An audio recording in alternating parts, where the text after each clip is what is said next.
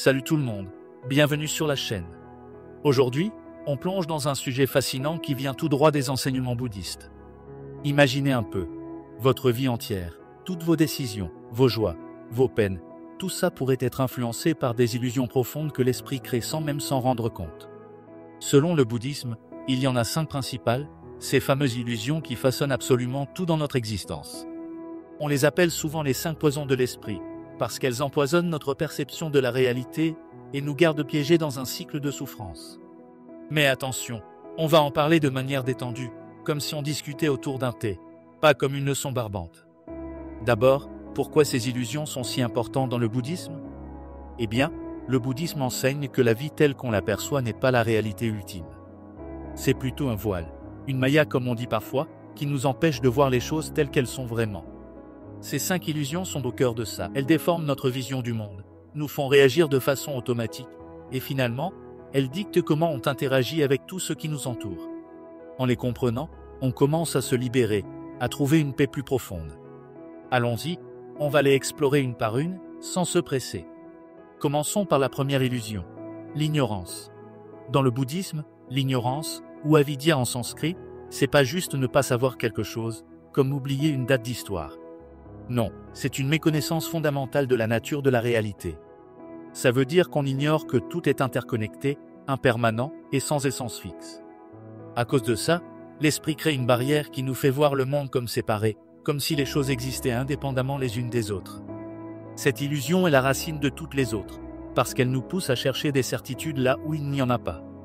Elle façonne notre vie en nous faisant croire que nos perceptions sont absolues, alors qu'en réalité, elles sont filtrées par cette brume d'ignorance. Résultat, on réagit aux événements sans voir la grande image, et ça génère du stress inutile. Pensez-y. Sans cette ignorance, on ne s'accrocherait pas à des idées fixes sur qui on est ou ce que le monde devrait être. Elle imprègne chaque décision, chaque interaction, en nous faisant confondre l'apparence avec la vérité profonde.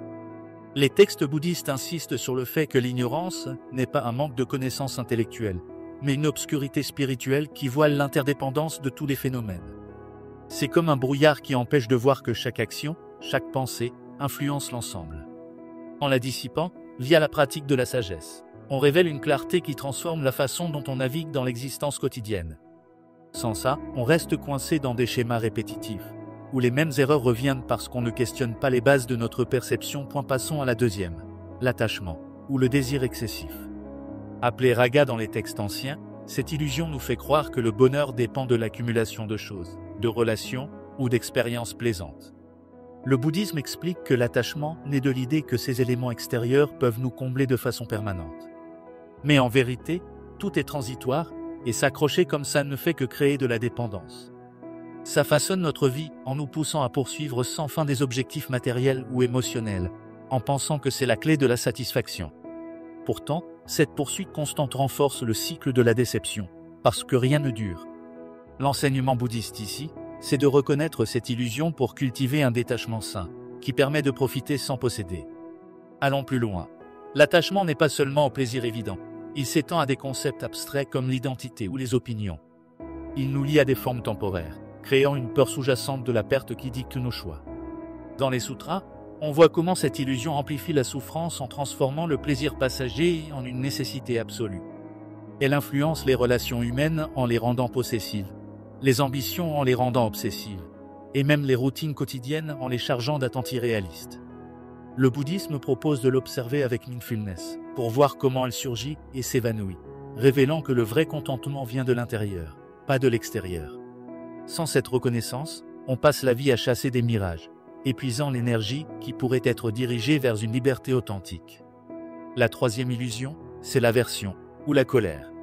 Connue sous le nom de dvesha, elle surgit quand on rejette ce qui nous déplaît, en voyant ça comme une menace absolue. Dans le bouddhisme, cette illusion déforme notre jugement en nous faisant croire que certaines choses ou situations sont intrinsèquement mauvaises et doivent être évitées à tout prix. Ça nous enferme dans des réactions négatives, comme la haine ou le rejet, qui polluent l'esprit. Elle façonne toute notre vie en créant des conflits internes et externes, en nous éloignant de l'équilibre. Au lieu de voir les défis comme des opportunités de croissance, on les combat, et ça amplifie la souffrance.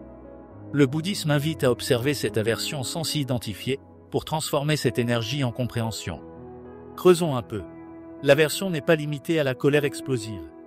Elle inclut la résistance subtile au changement, aux opinions divergentes ou aux inconforts mineurs.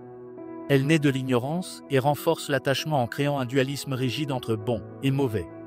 Les enseignements bouddhistes soulignent comment elle consume l'énergie vitale, empoisonnant les pensées et les actions, menant à des cycles de représailles inutiles. Elle affecte la santé mentale en générant du ressentiment accumulé et les interactions sociales en érigeant des barrières invisibles. Pour la contrer, la pratique met l'accent sur la patience et la compassion, en voyant que l'aversion est une réaction conditionnée, pas une vérité inhérente. En la déconstruisant, on ouvre l'espace pour une acceptation fluide, où les obstacles deviennent des enseignants plutôt que des ennemis. Maintenant, la quatrième. L'orgueil ou la fierté excessive. Dans les traditions bouddhistes, surtout tibétaines, on l'appelle mana, et c'est l'illusion qui nous fait nous sentir supérieurs aux autres, ou au contraire inférieurs, en comparant constamment. Ça crée une fausse sensation de séparation, comme si on était au-dessus ou en dessous du flux de la vie. Cette illusion façonne notre existence en nous isolant, en rendant les relations superficielles, parce qu'on juge tout à travers ce prisme d'ego gonflé. Le bouddhisme enseigne que l'orgueil masque la vérité de l'interdépendance. On est tous connectés, sans hiérarchie réelle. En la reconnaissant, on développe l'humilité, qui ouvre la porte à une compassion authentique. Explorons ça en profondeur. L'orgueil opère des deux côtés de la comparaison, que ce soit l'arrogance qui élève ou l'infériorité qui rabaisse, créant une instabilité émotionnelle constante. Il déforme la perception en plaçant l'ego au centre, ignorant que chaque être partage la même nature bouddhique. Dans les écrits, on voit comment il bloque l'apprentissage, car il refuse la vulnérabilité nécessaire à la croissance. Il influence les dynamiques sociales en favorisant la compétition plutôt que la collaboration, et les chemins spirituels en érigeant des obstacles à l'égalité. Le bouddhisme encourage à le dissoudre par la réflexion sur l'impermanence de l'ego, en cultivant une vue égalitaire où les distinctions s'effacent. Sans cela, on reste prisonnier d'une illusion qui fragmente l'unité fondamentale de l'existence. Enfin, la cinquième illusion, la jalousie ou l'envie. Appelée Irshya, elle émerge quand on perçoit le succès des autres comme une perte personnelle, en croyant que le bonheur est limité et qu'il faut le disputer.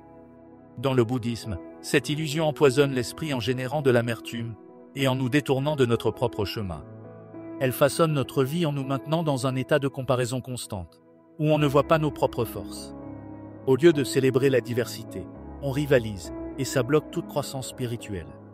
L'approche bouddhiste, c'est de transformer cette jalousie en admiration, en voyant que le succès d'autrui est une inspiration pour tous. Allons plus loin. La jalousie n'est pas qu'une émotion passagère. Elle s'enracine dans une vision erronée de la rareté, ignorant l'abondance inhérente à la réalité interconnectée. Elle amplifie les autres poisons en renforçant l'attachement à ce qu'on n'a pas et l'aversion envers ceux qui l'ont. Les textes bouddhistes décrivent comment elle corrode la joie, transformant les accomplissements collectifs en source de division. Elle impacte les motivations personnelles en les rendant réactives plutôt que proactives, et les communautés en semant la discorde. Pour la transcender, la pratique implique de cultiver la mudita, la joie sympathique, qui voit le bien-être d'autrui comme une extension du sien. En faisant ça, on libère l'esprit d'une illusion qui limite le potentiel illimité de la compassion. Voilà, ces 5 illusions: ignorance, attachement, aversion, orgueil et jalousie sont comme des filtres qui déforment tout ce qu'on vit. Selon le bouddhisme, elles nous gardent dans le samsara, ce cycle interminable de naissance, souffrance et renaissance. Mais la bonne nouvelle, c'est qu'en les identifiant, on peut commencer à les dissoudre. À travers la méditation, la pleine conscience et les pratiques comme les nobles vérités, on cultive la sagesse qui révèle la réalité telle qu'elle est, impermanente, interconnectée et libre de ses poisons. Si vous avez aimé cette plongée dans les enseignements bouddhistes, likez la vidéo, abonnez-vous pour plus de contenu comme ça, et dites-moi en commentaire laquelle de ces illusions vous parle le plus. On se retrouve bientôt pour explorer d'autres aspects de la philosophie bouddhiste. Prenez soin de vous, et rappelez-vous, la clé, c'est d'observer l'esprit sans jugement. À la prochaine.